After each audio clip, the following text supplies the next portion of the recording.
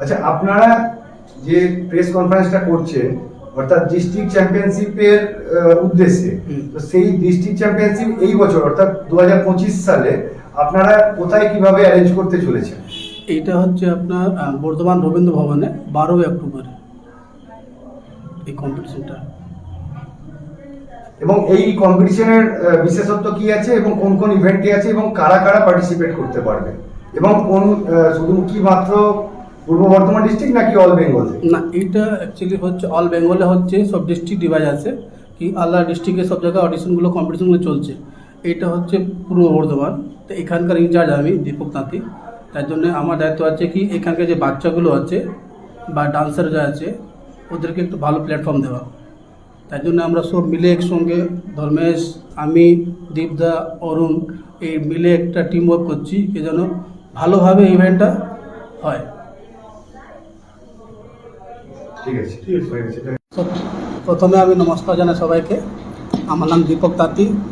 আর যেরকম আমরা একটা ইভেন্ট করতে চলেছি 12 অক্টোবরে, এটা হচ্ছে রবীন্দ্র ভবনে, যেটা প্রথমে ডিস্ট্রিক্ট কম্পিটিশন হয়, ডিস্ট্রিক্ট থেকে আবার স্টেট যায়, স্টেট থেকে ন্যাশনাল, আবার ইন্টারন্যাশনাল যাওয়া হয়। তো এরকম একটা সিজন পেরিয়ে গেছে, আবার নতুন করে সিজনটা আরম্ভ হয়েছে। তার যেরকম আমরা নতুন নতুন বাচ্চাকে খুঁজছি এবার, কি নতুন কিছু আর্টিস্ট বেরিয়ে যায়, গোল্ড মেডেলিস্ট হয়, সেই হিসাবে কিছু একটা আলোচনা চলছে আমাদের মধ্যে। বাকিটা দীপদা বলবে। এই কারণে বড় অপরচুনিটি, এটা ডিস্ট্রিক্ট লেভেল থেকে শুরু হয়ে একদম ইন্টারন্যাশনাল লেভেল পর্যন্ত চলবে। হ্যাঁ, ডিস্ট্রিক্টের পরে যারা কোয়ালিফাই করবে তারা মোটামুটি স্টেট লেভেল যাবে, স্টেট লেভেলে যারা কোয়ালিফাই করবে তারা ন্যাশনাল যাবে, এবং ন্যাশনালে যারা কোয়ালিফাই করবে তারা ইন্টারন্যাশনাল যাবে।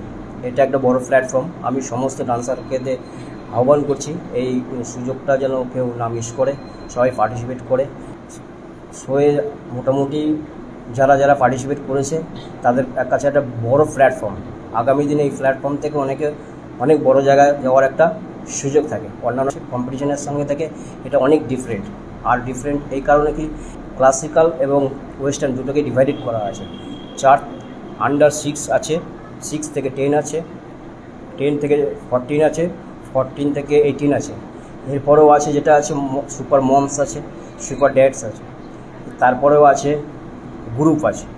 এবার সমস্তটা দুটো ভাগে ভাগ করা আছে, ওয়েস্টার্ন এবং ইন্ডিয়ান। সমস্তই সেম প্রসেসেই দেওয়া হবে। যেমন থাকবে গোল্ড এবং সিলভার এবং ব্রোঞ্জ। এখানে এসএনডির কর্ণধার দীপক, সের কর্ণধার ধর্মেশ রয়েছে, আমার পাশে আজানাচলের কর্ণধার অরুণ রয়েছে, আমি দীপ।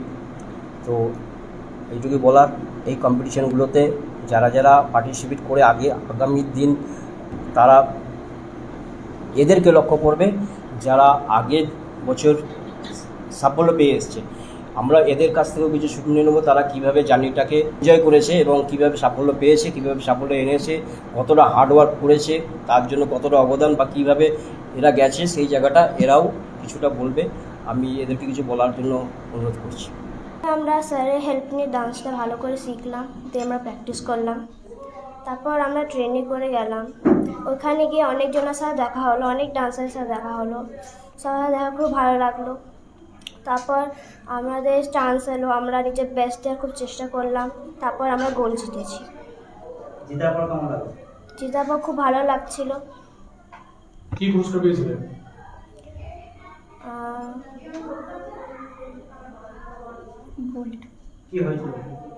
আমরা গোল্ড মেডেলিস্ট হয়েছি, আর আমরা আগেও চেষ্টা করব আরও ভালো করার।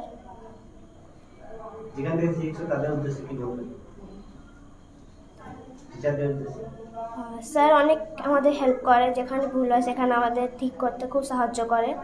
স্যারকে অনেক বেশি থ্যাংক ইউ বলা চাই।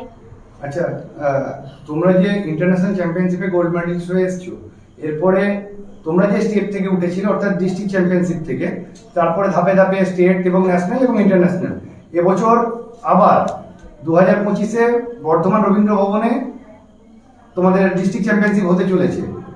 যারা পার্টিসিপেট থাকবে বা তোমাদের জুনিয়রদের উদ্দেশ্যে তোমাদের কি বার্তা?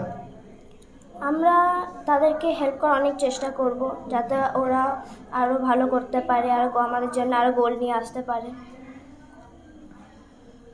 তোমাদের পরিচয়? আমার নাম মোনালি দাস।